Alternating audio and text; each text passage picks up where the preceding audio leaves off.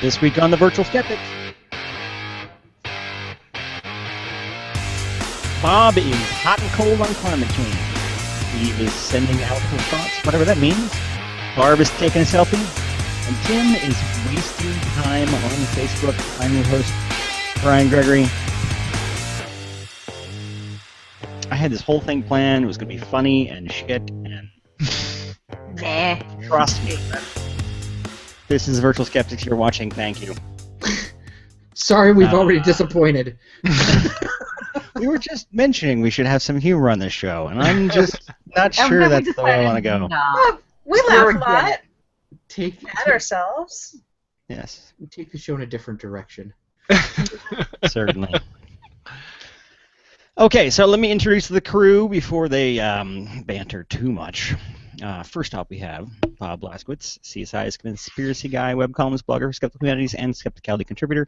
Next up, we have E. Siebert, editor and blogger at Skeptical Humanities, contributor to Skepticality Insight at skeptic.com. Next up, Barbara Drescher, former psychology instructor, blogger at ICBS Everywhere, and contributor to numerous skeptical projects, including Insight at skeptic.com and The Odds Must Be Crazy. Finally, we have Tim Farley, blogger at Skeptools and Insight at skeptic.com, skepticality contributor and creator of What's the Harm, and former JREF fellow. That's all these people. You guys need to do more stuff, because there's not enough to read, really. Clearly. Huh. So, say hi to our audience. We have 7 people. I have no answer for that. Hello, And audience. Tim takes out the Hi, garbage. audience. It sounded to me like, never mind. When you said Skeptical Humanities, it sounded like something different. Really? What did it sound like? I can't remember now. That's why I said never mind. It flew out of my head.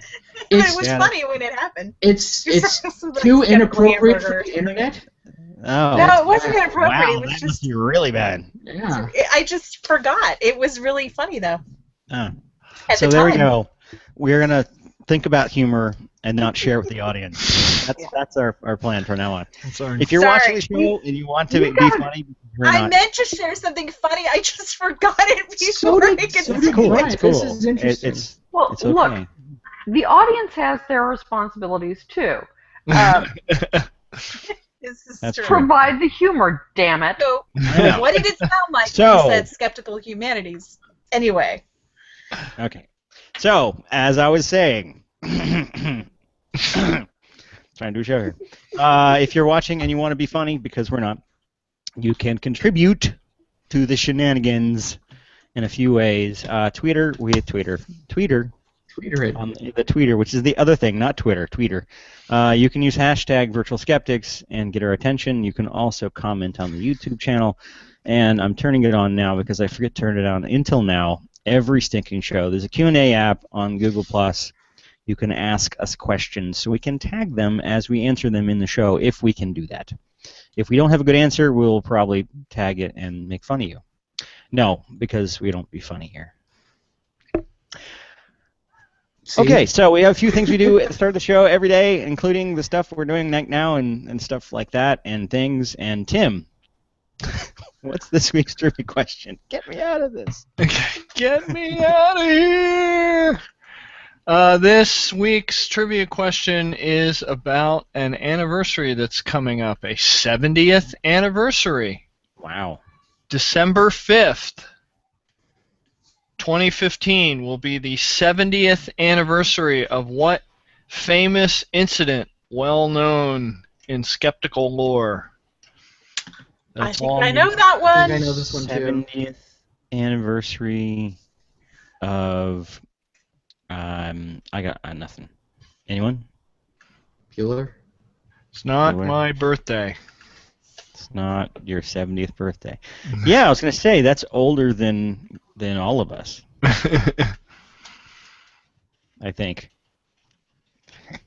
I forget my own age sometimes. Although I did get offered a senior citizens discount at the donut shop yesterday. I don't I'm sure know it what was that's not about. the 70th anniversary of the donut shop. Are you sure it wasn't like a faculty discount or something? I'm sure that was the button that they pressed for it, but it sure did flash senior citizen on the, and I was just like, you son of a bitch. Mm. Mm. Okay, well, there's the question. It's out on Twitter and such. If you can answer that, we will give you credit. Also, there's 2 screens behind me playing inane garbage. If you want to identify them, I will also give you credit for that. And there will be a quiz at the end of the season. When does our season end? I don't know. It's kind of we have a season. Do we have a fiscal sporadic. year or something? No, we don't make any right money around- doing this. Is it like a It is hunting? right around the anniversary of when we started, though. Because Oh yeah, it's true. We started in That's August. true. That's true. Okay, well, first up this week is the most prepared person on the show. Tim, what you talking about? Just a couple of Facebook things that came up in the last week. If you looked at any online news sites, you probably saw people talking about Facebook's going to add a dislike button. Oh Yeah. boy. And very It's not the quickly, first time I've seen that one. there was a whole series of articles that were of the type, no, what you read is wrong. Facebook is not adding a dislike button. And what actually happened is Mark Zuckerberg, the head of Facebook, Zuckerberg. and billionaire, Sorry, you have to say it that way. genius who lives in a volcano lair, said that he understands that people dislike the like button. Now, skeptics dislike the like button for a different reason than other people do, which is that it is used to push and promote material. So when you like something, it causes it to be out there. And I've talked about this on the show, and I've written blog posts about how you have to be careful about how you touch or promote social media posts on Facebook, because you inadvertently make those things more visible to more people. And the like is a big part of that, but even comments and other things can do it. And but what most people want in the terms of, well, a lot of people would like a dislike button so they could turn it into a whole voting thing. And one of the things that the debunking articles were saying is that Zuckerberg has explicitly said he does not want to get into that business. He doesn't want to turn Facebook into Reddit. On Reddit, people vote up and down.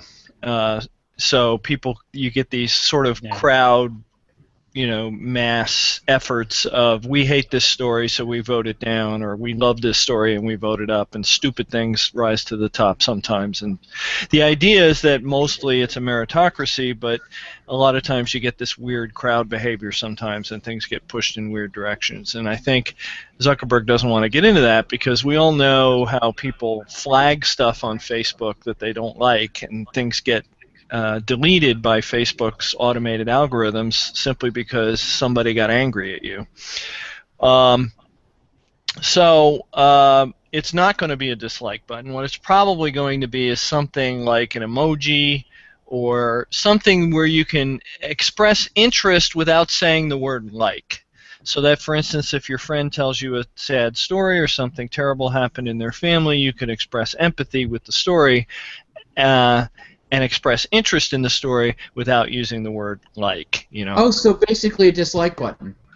Well, you could describe it that An way, but the acknowledgement button. caution I want to give skeptics is that if skeptics are waiting for a dislike button so that you can dislike those, Mike Adams posts that are full of baloney, this is not going to be it, because I will almost guarantee you, it's always hard to say things like this until you actually get a chance to test it, but I will almost guarantee you that no matter what you pick in whatever the eventual choice is, anything you do is going to promote the post. Yeah, you don't want to interact with it. You don't want to interact with the post Don't at all. touch You it. don't It's want to dirty. comment on the post. You don't want to like it, and you're not going to want to use any of these new empathy options, whatever they end up being. It's not out there. It just may be another way for them to parse your behavior and your likes and your. Yeah, that's all they're Yeah. interested in is getting more behavior to sort of understand what you like and what you don't like, and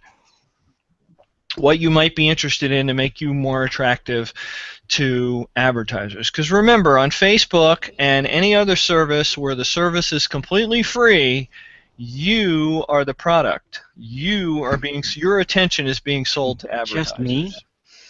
The product is not Facebook. The product is you and your attention, and the customer is the advertisers on Facebook. That's the business transaction that's going on. So I just wanted to mention that. And the other thing that's come up, and this is a harder thing to talk about because it rapidly gets into, there's so little information to work on, so it rapidly gets into conspiracy theory territory. But I've seen multiple reports of this. I got a report that there was a Slate article that was essentially debunking something involving a Ouija board. I don't know if it was one of Phil Plate's articles or something else on Slate, but it was a skeptical article. And then all of a sudden, the person who was posting it to his friends found that Facebook was blocking the link. And independently of that, I saw there's a sort of Snopes-like site that I think is based in the UK called That's Nonsense. And it's all the typical debunking viral stuff and whatnot. And they wrote a blog post recently about their site getting blocked on Facebook. So there seems to be this trend now, and who knows who this is doing it. Maybe it's just people who don't like being debunked, lashing out in anger. Maybe it's the people who run these sites that are being debunked, getting mad and hitting the flag as inappropriate button on Facebook. But for whatever reason, posts that debunk other posts, it is happening that they get blocked on Facebook or reported as inappropriate, and so that Facebook says this content is dangerous, so we're not going to let you go there, or this content has been reported as possible crime or whatever. There's all different things you can report. So it's something to watch out for if you see that sort of thing. And the only thing you can do is just push back, contact Facebook and complain about the link that it's, not correct when they auto-flag. The problem is that these sites like Facebook and Twitter are so unbelievably huge that expecting them to have a human intervention whenever individual things like this happen is unreasonable. So a lot of this is done with automated algorithms, and literally it boils down to if 7 people in a certain amount of time report the same link, then it automatically gets blocked for everybody else or something like that. And then until someone pushes back and escalates it, then maybe a human gets involved and overrides the algorithm. So a lot of people, get into very conspiracy theory kinds of talks about Facebook doesn't want you to see this, Facebook doesn't want it. No, it's all robotic, algorithmic junk, and there's literally no human in the pipeline at all. So it's not Facebook making decisions. It's just algorithms and misbehaving. And you're really going to have to wait at least a few more years until the Facebook AI is ready and make smart decisions about manipulating you. Yeah, and unfortunately there's not much more we can do. It's just push back on a case-by-case basis, because sites like Facebook are never going to make this data public, Right. because in cases where it really is dangerous content or maybe libelous content or whatever, you can't really publicize that someone's reporting it because the person may need to stay anonymous or whatever. There's all sorts of reasons that information has to stay private. So only Facebook knows if people are abusing that system, and hopefully they have some anti-abuse stuff in place. So Yeah. So keep an eye out for that. Are you saying I shouldn't write a book called The Debunkings They Don't Want You to Know About? And sell it on an infomercial at 3 o'clock in the morning? Yeah. That's actually not a half bad idea. It's true. Yeah, you need a clickbait pro skeptic book. Yeah. There you go. That's all I got. Thanks, Tim. That was interesting. I don't see any questions on the tweets. Let's see. Check over on the YouTube side. Pierre Cloutier says that you look like Ayn Rand today, Tim. Oh, really? I don't think that's a compliment. I guess my hair. Okay. Thanks for that input there, Pierre. It's an idea for a Halloween costume, though. Hey, there you go. Oh, there you go. It's coming up. Yeah, there you go. Mm-hmm. Just wear a dress. Barbara, you're And next. be awful. Yeah, Wow. And be awful. And speak with an accent, I think. I don't do accents. Yo, you're talking about Tim. Okay. Yeah. Never mind. Tim. That was a weird transition. Didn't John Okay. Hodgman do that? I don't know how to transition this one. Sorry, it's my fault. We just although learned. Facebook selfies, No. yeah, we could have transitioned. No. We just aren't No. being clever today. Mm. So I'm going to talk about something that popped up in my feed today. And if you bring up the first slide, I'll show it to you. It's an article titled "Selfies Have Killed More People Than Sharks This Year." Yeah, I saw the headline. Reports show. And it's this. What disturbed me about this is Was it's this one of science those? alert. Was this picture here? Is this the overlap between the two sides of the Venn diagram? I think. No, I'm going to show you the overlap. I'll show you the overlap. overlap at the end. Shark attacks. So this is science alert. So which I'm sure is they're just not any more immune to looking for clickbait or trolling for it than any other site, which I like just the find little disturbing. Humans, we're the world's deadliest predator. Yeah, what the hell? I had to catch that in the screenshot because I don't. That had nothing to do with the article, nothing at all, because this isn't about predation. This is about stupidity. People basically doing stupid things that get them killed. So, for starters, what do they mean by reports? Because it said reports show. Oh, Well, God. the piece Sorry. says media reports, and then it links to a post on Mashable. So this is science alert, folks. Well, I mean, that is the extent link to of science. fact-checking that goes on. Yeah, that's basically what they did. No, they added a couple of things in there, a couple of research things that had nothing to do with the story. It was just incredibly stupid. But anyway, so I follow a little path here with it anyway. And that sent me to the Mashable piece. And the Mashable piece says, a 66-year-old Japanese tourist has died, and his travel companion has been injured after falling downstairs while attempting to take a selfie at the Taj Mahal. The man's death raises the selfie-related death toll this year to 12. To put that in perspective, in 2015, there have so far been 8 deaths caused by shark attacks. There's even a cute little graph, which I had the next slide. Yeah, the next slide is a cute little graph. Oh my God. Yeah. What? But the only clue to the source of the World's count of 12 is a Dumbest short list. infographic. I know. A short list of websites in the caption of the graph. So there's a bunch of websites, and those are apparently the source. What? Most of those are just like media sites too. Like Yeah, the top they're just media sites. They're just an article or anything. It's just So, of course, Mashable isn't the source of this idea either, because in the Mashable post, they link to another website, Condé Nast, who actually wrote an article about it.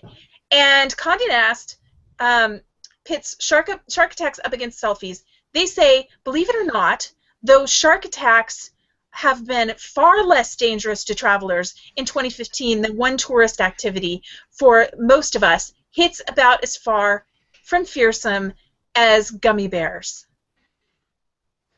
I don't know. I hate gummy bears. Okay, How many They're people pretty have been scary. killed by gummy bears?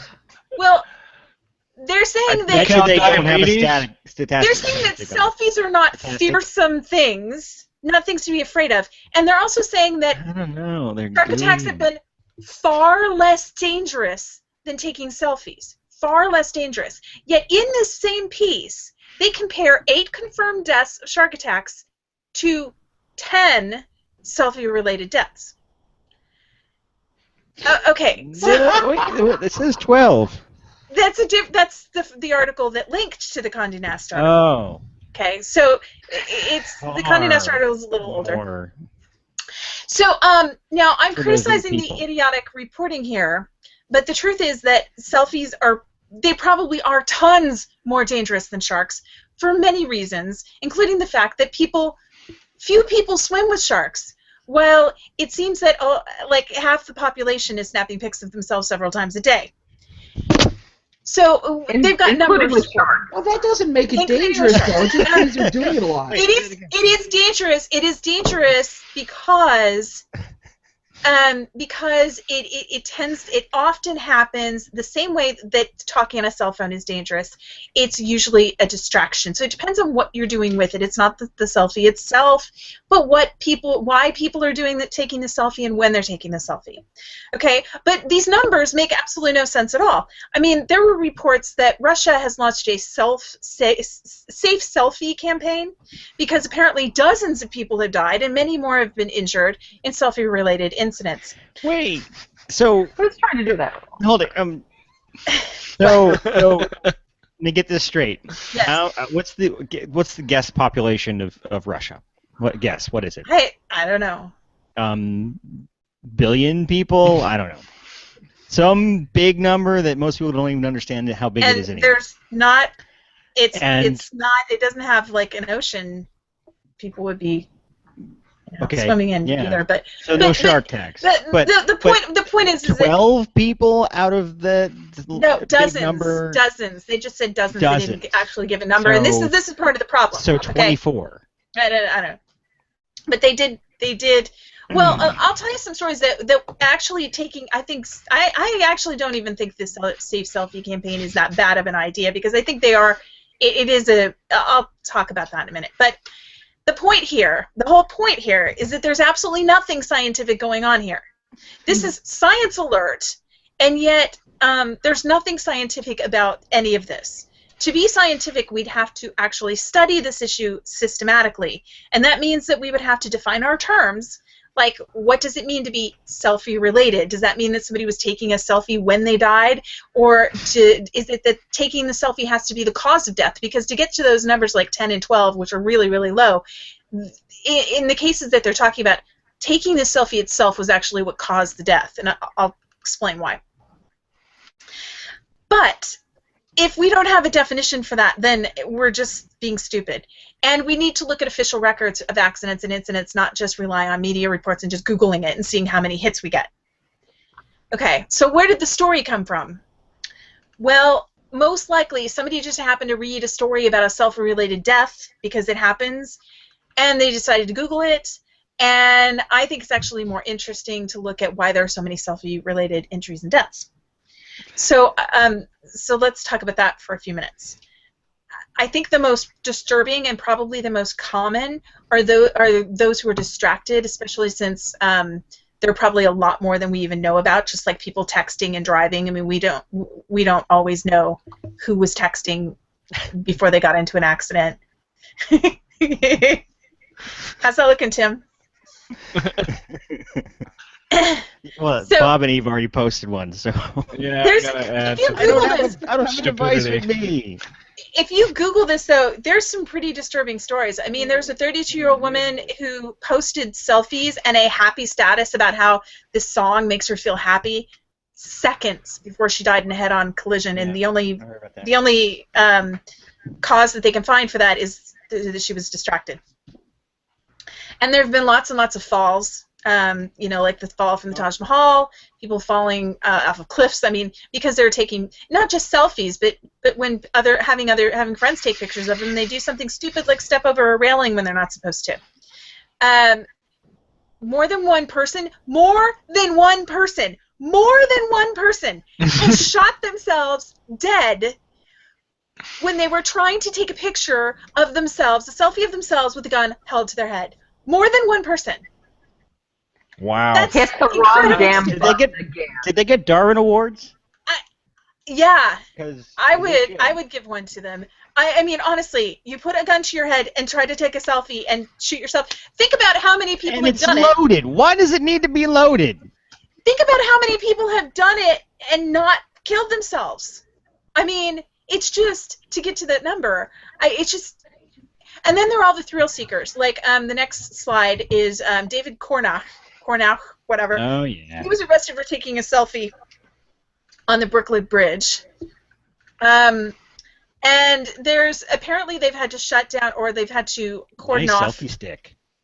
A site in Sydney, and the next pic, it's called Wedding Cake Rock, and they don't know how stable that is.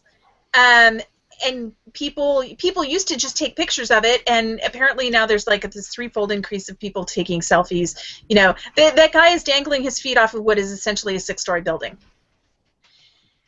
And then there's just the plain stupid. I'm rooting for Gravity. Me too. Yeah.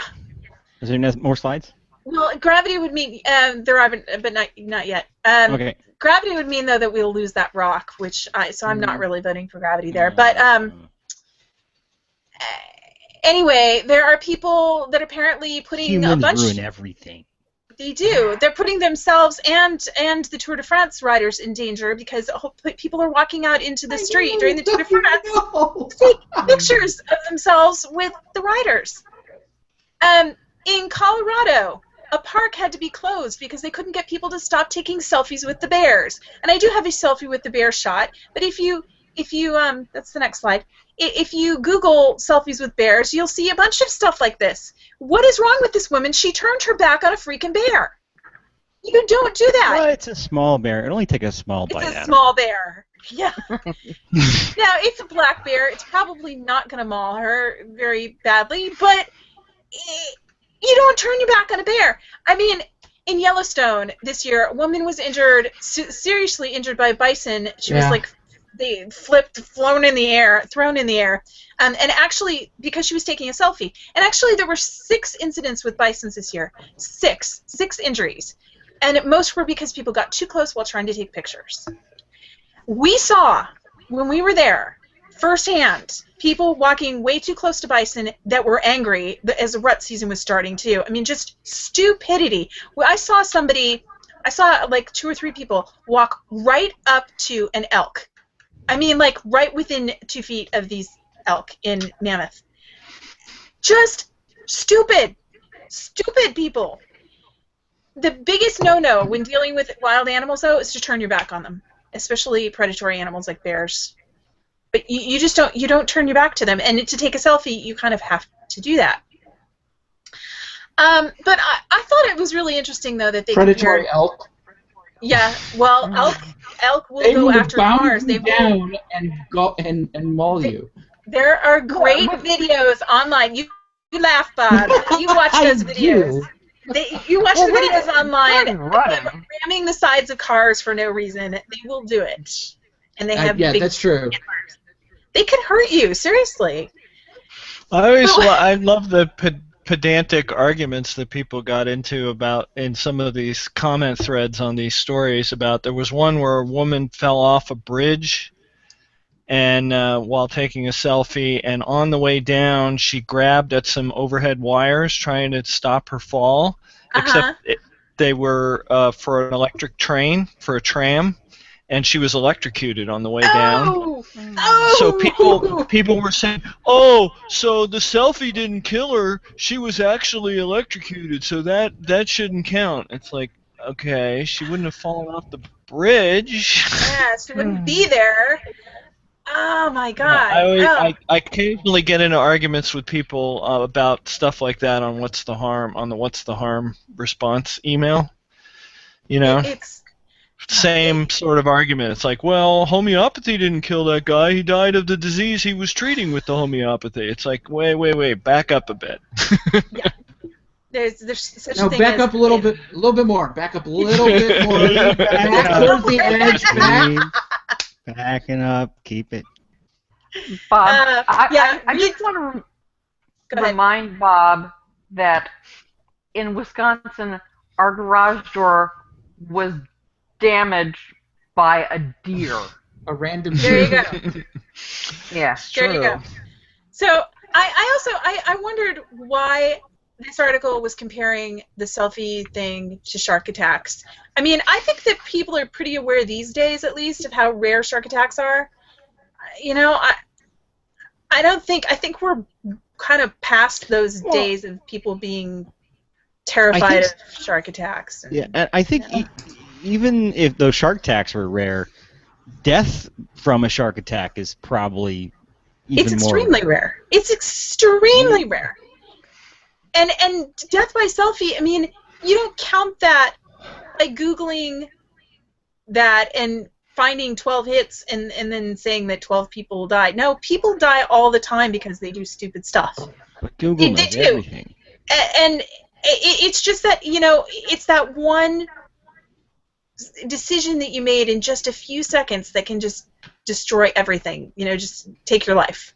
Mhm. And that kind of stuff happens all the time. And unfortunately, taking selfies when you shouldn't be taking selfies in places where you shouldn't be taking selfies for the wrong reasons is one of those things. You know, take a picture of the bear. You don't have to be in the picture. You don't. You don't have to be in the picture. People will believe it if you take a picture and post the picture. But so the real question, I guess, the bottom line is, are you more likely to get killed taking a selfie than you are to be killed by a shark? Probably yes, unless you are, you know, Jacques Cousteau, who I believe is already dead, but, you know, you get what I mean. Especially if you take selfies while swimming with sharks, and that's my last slide. Turn your back on the shark, and, yeah, you might. And somehow make duck face. I know. How do you duck I think that's face? called a. I think Or that's is it- called it's a a joint probability. There. Duck face It's a shark conjunction selfie. problem. Yeah, that is actually quite an amazing set of things going on there. Isn't it? You're looking at Yes, it is, yeah. pubes, aren't you? Yep. I don't have to. I want her lipstick. It's waterproof. I just realized that my wording was a bit unfortunate. Mm. Yeah. Okay. I'm done. I'm done ranting. Okay. Rant over. So the story goes, don't take a selfie and kill yourself. But since only 12 are going to do it, you're not going to hear our podcast anyway. Since So- only 12 of you are going to do it. Okay, that's a whole other show. Yes. Only 12 you're going to do it. So should I create a "What's the Harm in Selfies" page to go next to my That's GPS funny. page? Yeah. You have a That little would category. be funny. You could have a little Yeah. onion, you know, section of what'stheharm.net. Oh. So Yeah. that would Parody be, section. Well, that's sort of what the GPS page is. It's like nobody actually dies; they just mess up their car and, I'm sure and some look silly. people hasn't somebody died? Somebody died. Where they went off like an unfinished bridge or something like that, or into a lake. Yeah, it's possible. okay. It sounds like an urban legend. I have a vague memory of reading I'd about check Snopes if I were you. There have I'm just definitely saying. been some cars destroyed. Who's next? Oh, Either Bob I think it's me. or Brian. Yeah. The robots. Stare are at the invading. monitors behind me. They're gonna mesmerize you. First off, I got this thing. So I talk about Boston Dynamics on here quite often. It's this neat company that's making all these really creepy walking things. You mean Skynet? No, Oh, never no. mind. Google is clearly, we know that Google and Facebook and whatever else is out there are all going to merge into Skynet someday. Oh, okay. But they're going to commandeer the military robots to kill us all, like this one in this picture here with his friends with guns. This is Spot. And you probably, if you've been following any of the Boston Dynamics stuff online, any of the videos that I post, you probably heard about Spot. Spot is the smaller, tinier, more agile big dog. Essentially, it's big dog but scaled down. Small Runs on, like small Medium dog. dog. Yeah. Yeah, it doesn't run on a big gas engine. It runs on batteries, and it's lightweight, more maneuverable. Can go inside, outside. It's only about 660 pounds, I think. Right. Yeah. But they're currently actually this past week. I think they wrapped up earlier this week. But DARPA and the Marine Corps are doing some mock operations using Big Dog as a like a robot for different tasks, military tasks. So they're running like mock-up military operations and having the Big Dog do stuff, like follow them around or go the same kind of things they do bomb sniffing robots with. You know, they go into certain places and clear them, or do reconnaissance and various things like that. Of course, faster, better, cheaper, and more cool, and very creepy. They don't have any plans for immediately deploying these things, but sometime in the future, if these things seem useful and cost-effective, and some future version that probably gets manufactured as opposed to just made in the lab, you will probably see them out there in stuff. What's happening? Is there a problem? Is anybody frozen? No? No, I can hear you. Okay, good. Good. So that's just another update on the craziness that Boston Dynamics is doing. No more creepy robots like the previous creepy robots, but they are continuing to work towards something that may end up out there everywhere. It's just like the flying drones are. This next one is really cool. Of course, there's been a lot of work with flying drones. They're cheap. They're easy to track. You can buy like 10 of them and use some computers to track them, and then do all kinds of neat coordinated things. This experiment is being done by ETH Zurich, which is in English, the Institute for Dynamic Systems and Control and Architecture. And they're working with an architecture firm called Gramazio Kroller Research, which I don't know who they are, but this is obviously overseas. But what they've done, ETH Zurich is like the MIT of Switzerland. Yeah, and I've mentioned Big them on the show. Science school. Yeah, because they've done other cool experiments. But I'm going to start this video. They have a team of drones with spools of strong wire coming out of them, and they are coordinating together to build a bridge. Cool. Yeah. So they just kind of wrap the string around the end and string it across. They build the whole thing. They put this. They wrap this. Wow! They even tie the knot onto the. That is cool. Yeah.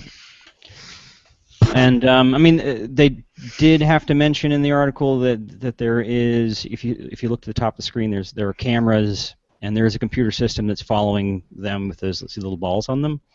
They track those in 3D space, and they are coordinating the drones. So the drones themselves aren't talking to each other and coordinating. There is an overseeing plan that's directing them. Now, the big deal about drones is that you can do this kind of stuff with them, but their navigation and local control is not very fine. They're kind of broad. Their movements are very broad, and there's a lot of error in their position. So you have to use some kind of construct that is forgiving in the way they put it together. So putting together like beams and things like that probably would not work very well. But the great thing about using spools of wire is that you can kind of slap it together with a few twists and get knots that come out of it, and if the distances apart from where the stuff is wrapped isn't perfect, it's not a big deal. It's very, very forgiving. So you can come up with these general plans and have robots kind of do rough motions and figure it out on their own, and they come up with a working bridge. And I can speed it up here. I think near the end here you can actually see someone walk across the bridge. And take a selfie. What you don't see are the robotic sharks that are down below the bridge. Yep, there you go. So. Oh wow. It's about 7.5 meter gap, so it's not very far, but how long did it take them to build it? Well, that was real time up to the point where they speeded it up. So it would make. I don't Not have that the number long. in front of me. No. Yeah, not terribly long. 10, 15 minutes maybe, because they sped it up toward the end when they did the final spins. But most of that was we were watching it do it. So. Mm. Okay, so you know those real time. survival bracelets and survival belts? We use paracord. Yeah. So pretty soon we'll be carrying those and little Little drones. Little drones. Well, when they have selfie Here, drones. go hook this to something. You seen I think Yeah, I might have one on the show. Yeah. There'll be a they're, survival app self-contained. that you use to control it. Yeah, so it'd be something small you can throw in your backpack, and it could spin out a bridge for you if you need it. Or if you get lost, for help. it will go for help. Yeah. Yeah. It's possible. Although you'd probably need more battery life than they have now, but depending on how far out in the woods you are. But it could possibly go up and get a cell signal if it needed. Cool. If you can't get a cell signal, that would be cool. So yeah, that's look into some of the coordinated behavior that they're testing in the labs around the world. I don't know if we're ever going to see that stuff out used somewhere in the world. I could see that we talked about some ideas of stuff that you might. Well, I can see this having military applications easy. Sure. Yeah. Big time. Yeah. The question is when. So. 5 to 10 years. Yeah. So. There you go. That's Oh, we can use them to wrap up criminals. Wow, I have Spider-Man this cartoon drones? in my head, I know. Benny Hill Man. music, and they're wrapping him up, Yeah. hog tying him. Yeah. There it is. I had to. It was ready, so I had to. It was, yeah. Yeah, possibly. Yeah, we could have like a whole swarm of Spider-Man drones, and that's a business plan right there. Anybody want to start a business? I will put the proposal together. Drones are us. And there you go. So for the things you got to be afraid of with the technology this week, we've got walking robots everywhere that are now being taught how to fight, and and they'll be able to walk across bridges made by themselves. So you can't get away. There you go. Next up, Eve. I'm getting a message. Eve is next? Yep. That's because I'm sending out my thoughts. Is that what you're doing? Yeah. Either that or Wow, you I'm just kind of surprised that it worked. read the thing. It must work now because we're in the same time zone. There you go. Yeah. Otherwise, there's that time delay and. Yeah. Well, my story was featured in 2 journalistic powerhouses known for their gravitas and integrity. The Mirror and the Daily Mail. Very Yes. nice. Yeah. So if you could bring up my first slide. Dun dun dun. So what do you see there? Aside from a paving stone apparently talking about itself. I A bunny? see. A ducky? Okay. Is that one of the little I see a teams face. from I Google do see a before face. early version of Google? I see Houdini. Oh, that's interesting. Okay, how about the next slide? I see 2 faces. Which Oh is my God! which is A blurred obviously it's the same picture, but it's better framed and it's been darkened. Enhance. Yeah, enhanced. So it looks like a little bit more like a face. But whose face? Anyone? Trump? Ew. God, what a horrible thing to encounter. Those goofy guys from you know who it looks Fringe like? show? Oh my God! You know it looks like Oh, yeah. I can't think of his name. It's an actor. 2 words. Rene That's not who it is. Aubergenois. First syllable. John Little, Lithgow. yeah, close. It's kind of John Little Orphan. like John Lithgow, yes. Close. Well, Something how the same. about, does it look like this guy? Next slide. Hey! Maybe. This is the earliest known portrait of Richard III. Or how about this guy, which is the next slide? That's a facial reconstruction based on scans of Richard III's skull. Did he have an underbite? Yeah, apparently he did.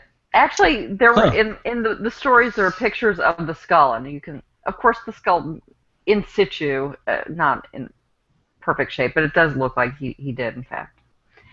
So I think it's fair to say that the image on the paving stone does appear to show the ghost of Richard III's hat, which seems to be what you can see most clearly. Oh, yeah. It's weird Now how I they keep know, the hats after death. yeah, and we'll make them Count show on up in paving stones. Mm. Now I know some of you skeptics will scoff scoffingly Skeptics. about pareidolia, but you don't know the whole story. What if I were to tell you that this photo was taken at Leicester Cathedral, where Richard was interred earlier this year That changes everything. with much fanfare and ballyhoo? Okay, Ooh. you'll It's the ballyhoo probably that does it. Ballyhoo? yeah, Yeah. it is a ballyhoo. Some of you will probably be thinking that a recent widely publicized event actually encouraged the identification of the whatever No. it is on the paving stone. No, clearly it Typical, was. typical skeptics with an answer to everything. Well, what if I told you that the photo was taken by a psychic medium who felt the king's presence? Ha! Multiple you don't have converging lines of evidence, Eve. That's what that is. You don't have Yeah. to answer that. Gotcha. So, Cheshire medium psychic and psychic artist Christine Hamlet, and yes, a woman who shares the name with one Shakespeare protagonist, encountered the ghost of another Shakespeare protagonist, was visiting Leicester Cathedral as a tourist. According to Hamlet, I felt totally calm inside the cathedral. I could feel a calming presence, and I think it might have been Richard. I always take pictures, and send out my thoughts She had the when pictures I first. visit places. See, when I visit places, I think. I don't send out my thoughts. I'm not sure what the difference is. Anyway, and when I looked back at the pictures of the slabs afterwards, I was stunned. My only attempt to do an accent. I saw Richard's face staring back at me, so she didn't see it at the time. She saw it later. I felt drawn to Richard for quite some time, so it was a real privilege to visit. I did feel a bit strange. I'm used to reaching out to spirits, but I felt weirdly reassured. It was unusual. As soon as I arrived, I felt a calming, authoritative presence, and I was struck by how small the cathedral is on the inside. Apparently, it's much bigger on the outside. What I want to know is, does this woman know anything about Richard III? Because if I felt his presence, I'd freak out a little bit. Yeah, well, we'll get to that. So there's no doubt that Richard's tomb takes pride of place. She continues, I wanted to pay him my respects because his time as king has had a bad press. I know that. And Yes, the press was so bad when he was king. Yeah. I invite the spirits to reveal themselves to me and take the photographs. My friends call me the psychic paparazzi, which is plural. It should be paparazzo. Wow. When I look at the photos on my computer, I lighten and darken the photos, as sometimes that can help the spirits reveal themselves. So, through the supernatural means of manipulating photos, she reveals the spirit world. Cool. If I Photoshop it, the spirits will come out. It's amazing, yeah? Now, it is true that Richard has gotten some bad press, particularly in Shakespeare, but everyone knows that Shakespeare's history plays are plays based on historical events, not history. Still, for many decades, there have been attempts to rehabilitate Richard's reputation, decades and decades. And these attempts did get a huge boost with the discovery of Richard's remains under a Leicester parking lot in 2012. And unsurprisingly, the project was instigated and supported by the Richard III Society, which is one of the main groups trying to rehabilitate his image.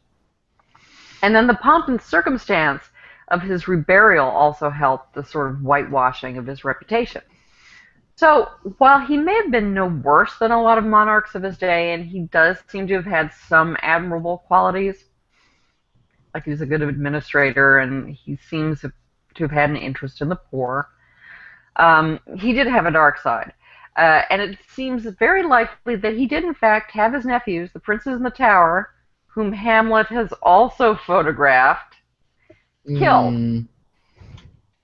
So it's interesting that Hamlet's experience with Richard's ghost seems to perfectly match her preconceived idea of what Richard was like. So, but there you go, proof of spirits.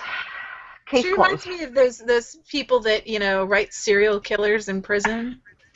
She writes them in Bury them. the spirit world. Yeah, the misunderstood folk. Yes, in, they're just in Death misunderstood. Row. Yeah. She She could does seem to change have a them. Richard fixation. That's the weirdest damn thing, and possibly the lamest. Yeah. Ugh. No. Okay, then. I have no idea where to go from that. Go to Bob. All right. So this week, my story.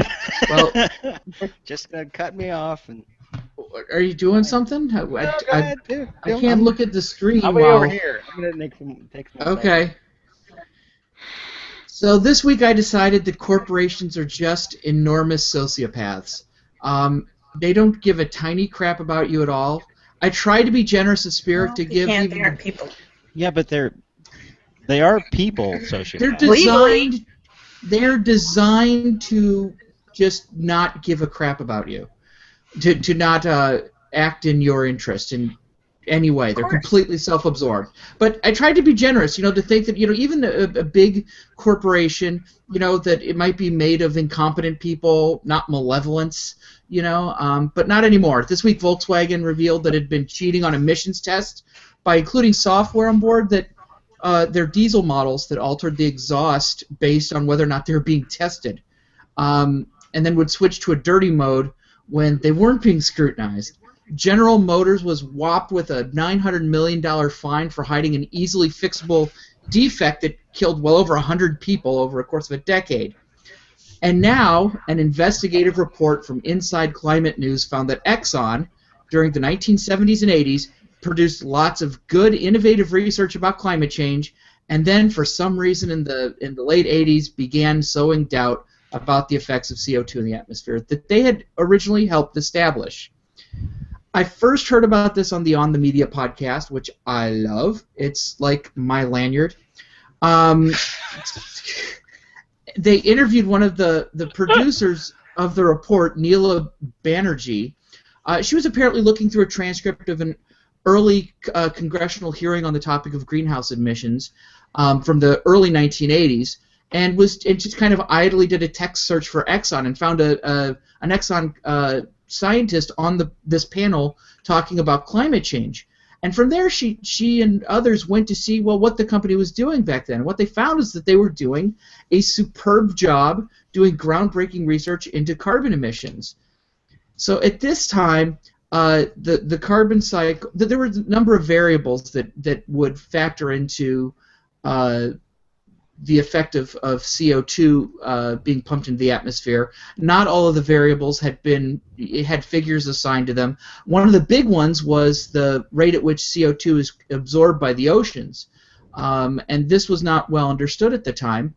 So if you can sequester lots of CO2 deep underwater, it becomes locked up and not a problem. So Exxon fitted one of its super tankers with equipment to sample at the depths required and answer this question.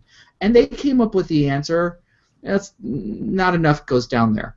So in the early 80s, Exxon was developing an in-house climate model or modeling capabilities that and did it in collaboration with academics. And these models, it turns out, hold up 30 years later. There seems to have been an ethos in the company at the time that the company's long-term financial business interests lay in understanding the impact of carbon emissions on climate and making itself a credible partner at the table when it came time to legislate and restrict carbon emissions. Let me read you a passage from the report discussing what was being done back then. And keep in mind that the people who I'm quoting in here are at Exxon. Okay? Quote, models are controversial, Roger Cohen, head of theoretical sciences at Exxon Corporate Research Laboratories, and his colleague Richard Wertheimer, senior technology advisor at Exxon Corporation, wrote in a May 1980 status report on Exxon's climate modeling program. Therefore, there are research opportunities for us. Models are controversial. Therefore, there are research opportunities for us. When Exxon's researchers confirmed information the company might find troubling, they did not sweep it under the rug. Quote, over the past several years, a clear scientific consensus has emerged, Cohen wrote in September 1982, reporting on Exxon's own analysis of climate models. It was that a doubling of the carbon dioxide blanket in the atmosphere would produce average global warming of 3 degrees Celsius plus or minus 1.5 degrees Celsius. Quote, there is unanimous agreement in the scientific community that a temperature increase of this magnitude would bring about significant changes in Earth's climate, he wrote, quote, including rainfall distribution and alterations in the biosphere. He warned that publication of the company's conclusions might attract media attention because of the, quote, connection between Exxon's major business and the role of fossil fuel combustion in contributing to the increase of atmospheric CO2. Nevertheless, he recommended publication. And the company went with it. And then for some reason in the late 1980s, their commitment to not being evil fucking planet killers changed. Was there any management changes in the company? Well, that part of the story hasn't been published yet. It's coming out in segments, but they did change CEOs somewhere. There was a new CEO, and there was a period when they decided to no longer invest so heavily in that research because there was an oil glut. The price of oil dropped, and there were layoffs. And so this research arm, which had originally been modeled on the Bell Labs, trying to do cutting edge, blue sky, I think they did blue sky type research. They had to cut way back on that, and even some of the white hat scientists seem to have decided to give in to the dark side and to start to dwell on the uncertainty, even as their models, even as climate models became more precise and made better predictions. I think the most likely explanation is that Satan himself bought a controlling share in the company. So we'll just have to see what the next round of segment 4 of the report comes out with. I'm really interested in seeing what they have to say. Wow. How did this happen? And a plug for on the media. Bob Garfield talked to a spokesperson for Exxon, who was just being kind of a weasel shit, and he wasn't taking any of it. And it was a really good interview. I wish more people had the chutzpah to call people out on obfuscation. Wow. So yeah. As you were talking, I'm adding that podcast. I've heard it. I haven't listened to it. I want to hear that episode. It's good. It's really good. My dog catcher. Okie doke. Thanks, Yeah. Bob. That is about all the time we have. Do we get any questions on that? Because I was kind of expecting someone to ask something. No. Everybody's taking selfies. Everybody's taking selfies. Thanks, Ben, for adding to our selfie pile. Okay. Let's clean up. Did anybody... Tim, did This anybody mess that we've made. Yes, this mess that we made. Did anybody get the trivia question this week? I did not see anybody who got the question right. I saw a few guesses about prohibition and about the beginnings of the UFO craze, which is a good guess, but that started in 1947. Yeah. 70 years ago. If it's the 70th anniversary, it would be 1945. So December 5th, 1945. Anybody on the panel know? Doc Brown went back in time. No. They do use multiples of 5 in the Back to the Future movies. No, December 5th, 1945 was when Flight 19 crashed into the Bermuda Triangle. That's a good one. That's a good one. The Lost Patrol. The Lost Patrol. I should have gotten that. Yep. Damn. 70th anniversary. So nobody got that. I'm sorry. Sorry, guys. This week we actually had a prize for if anybody would have gotten that. Of course. That's pretty nice. Yeah, well. Dishonest corporations. Yeah. It's from our corporate sponsor, Exxon. Exxon, we're fucking evil. Sorry. I got a couple of. Actually, I got one guess. My Mark Price is faithfully trying to guess the screens behind me every week. I really appreciate your effort, Mark. But unfortunately, neither one of them is she, which is the one guess he did. And really quick, one of these I like, one of these I hate. This one right here is a really great Christopher Walken movie from the 80s called Mindstorm? Oh, Brainstorm. Brainstorm. That's so funny. I just watched an 80s Christopher Walken movie today with the boys. He's so young. And Odds must be crazy. It's a That's great the movie. that was was held at up close because range. What's her name died near the end of the production. Oh yeah, Natalie. Natalie Wood. Yep. Was in that movie, and she died right near the end of the production, so they had to re-edit certain scenes to make up for the fact that she was gone. Now, this other movie is also from the 80s, early 80s, and it's. Now, I can't say it's actually the worst movie I've ever seen, but for some reason it stuck in my mind as potentially the worst movie I've ever seen that I can remember all the time. For some reason, I never forget this movie. So it's stuck, but it's bad. It's stuck. It's called Brain Damage, and it's kind of a sci-fi horror with really, really cheesy special effects. Nonsense plot and the stupidest looking alien thing you've ever seen. It's like there it is. It's like this turd thing. I don't even know. It's horrible. Absolutely horrible. Space turd. It's worth a watch because the way these things go, if it's a really horrible movie, you feel better if you share it with someone. So what's it called? Because you froze for a second. Yeah, it's called Brain Damage. Okay. So Brain Damage and Brainstorm. And there's so there you go. There's a theme this week. There was. So thank you all for playing. Should have had overdrawn at the memory bang. Oh yeah. Bang. Yeah, man with two brains. Blah blah blah. Okay, we got a couple things left to do. We got to do book time. We got to do announcements. Is there any announcements this week? Anybody got announcements? I got nothing. Skepticality.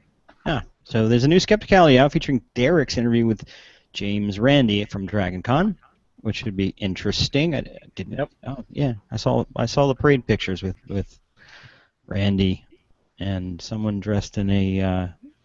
That was Angie. Crash test dummy, which is cool. And Eve has a segment on this week's show, so check that out. Anything else?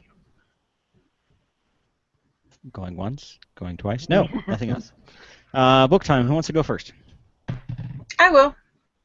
Go ahead. When I arrived, I found the patient lying on the floor by his bed and staring at one leg. His expression contained anger, alarm, bewilderment, and amusement. Bewilderment, most of all, with a hint of consternation. I asked him if he would go back to bed, or if he needed help, but he seemed upset by these suggestions and shook his head. I squatted down next to him and took the history on the floor.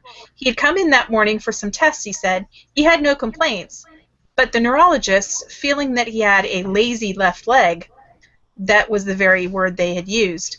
Thought he should come in. He had felt fine all day and had fallen asleep towards evening. When he woke up, he felt fine too until he moved in the bed. Then he found, as he put it, someone's leg in the bed. A severed human leg. A horrible thing.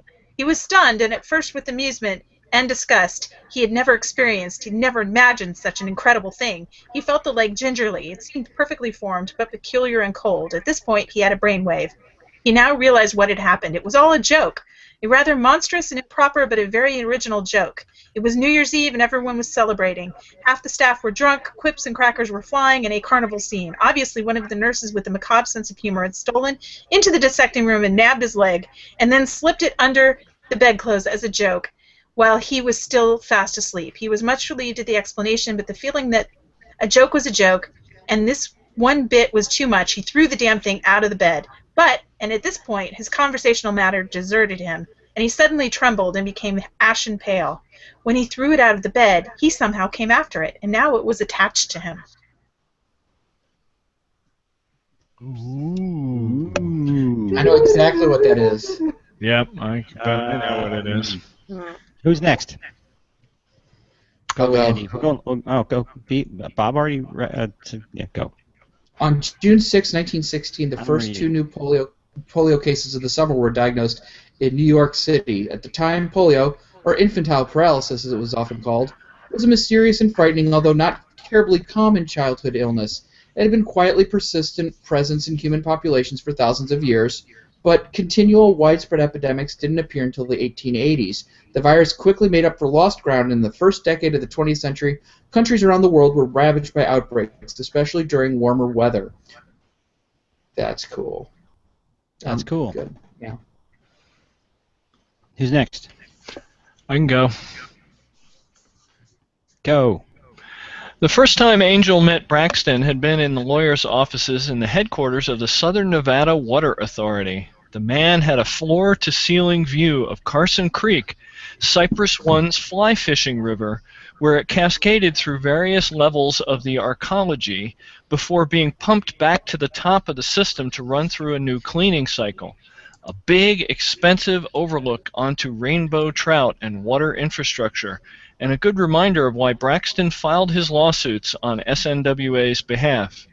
Braxton had been lording over his three assistants, all coincidentally svelte girls, hooked straight from law school with promises of permanent residence permits in Cyprus, and he talked to Angel like an afterthought, just another one of Catherine Case's pit bulls that he tolerated for as long as Angel kept leaving other, bigger dogs dead in his wake. Eve? From France came Grimbald, whose piety earned him sainthood, and from Saxony John, whom Alfred established as abbot of his new monastery at Athelney in the Somerset Fens, site of his retreat in his darkest hour. Asser, later Bishop of Sherborne, was among those foreigners brought to the court in Wessex, along with 4 Mercians. Plegmund, who became Archbishop of Canterbury in 890, Werferth, Bishop of Worcester, and the priests Athelstan and Werewolf. These were the men. These were the men whom Alfred gathered to assist him in his ambitious project. Asser and Werewolf. I was going to say, is that guy's name Asser? Yes. Now imagine this. A man creates a hydrogen bomb for a paranoid Soviet Union, makes sure it'll work, and then wins a Nobel Prize. This real-life character, worthy of story by Kilgore Trout, was late physicist Andrei Sakharov. He won his Nobel in 1975, demanding a halt on the testing of nuclear weapons. He, of course, had already tested his. His wife was a pediatrician. What sort of person could perfect a hydrogen bomb while married to a child care specialist? I don't know, someone at Exxon? What sort of physician would stay with that mate that cracked? Anything interesting happening at work today, Honey Bunch? Yes, my bomb at work is going great. How are you doing with that kid with chickenpox? Who's first? Barbara's first? Yeah, I don't have a cover to show you It's a virtual one that just doesn't have a cover. But it was Oliver Sacks, the man who mistook his wife for a hat. Yeah. I just recommended that book to a student today. It's a book everybody should read, but especially psych students. Bob, what's your book? Seth Mnuchin's Panic Virus. Panic Virus. Yes. Haven't read that one.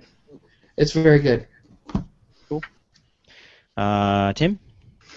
It's from a novel that I'm reading right now called The Water Knife. And it's all about what if climate change turns us all into California and there's no water left. What would happen? Wow. Huh. Eve? A New Critical History of Old English Literature by Stanley Greenfield and Daniel Calder. That's the cover.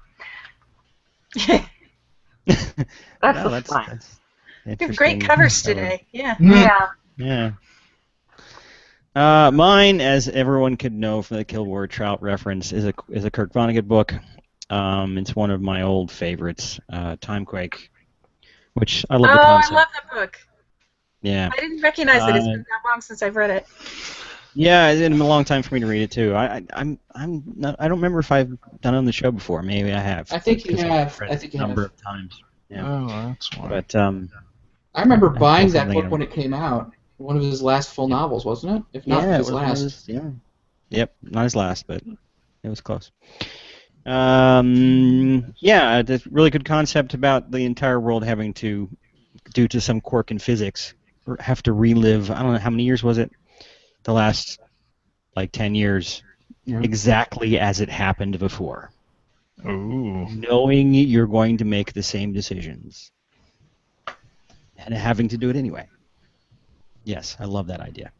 Because it would apply today. It always applies. There's so many people that you really want them to relive their bad decisions. You know, we just passed, was it the 10th anniversary of his death? No, his interview on Jon Stewart. It was his interview on Jon Stewart. Yeah. It was 10 Same years thing. ago. Whatever. Yeah. Yep. Another person that I wish I'd met. I guess that's it. That's the show. We need to do anything else? We need to answer any questions. There's one question sitting here on the Q&A from Ben Bradley. Was the prize a Volkswagen diesel car? Yes, that's what it was. Absolutely. Of course. What about one of the GM cars that kills people? Yeah. Yeah. Well, And a selfie stick. and a selfie stick, yes. It would have been all three of those. And a great big box It's of the like, box. And unfortunately... And this gorgeous lounge suite. So, that's the show. Thanks for watching, everybody. I don't think I have anything left to do but put the logo up and start the music.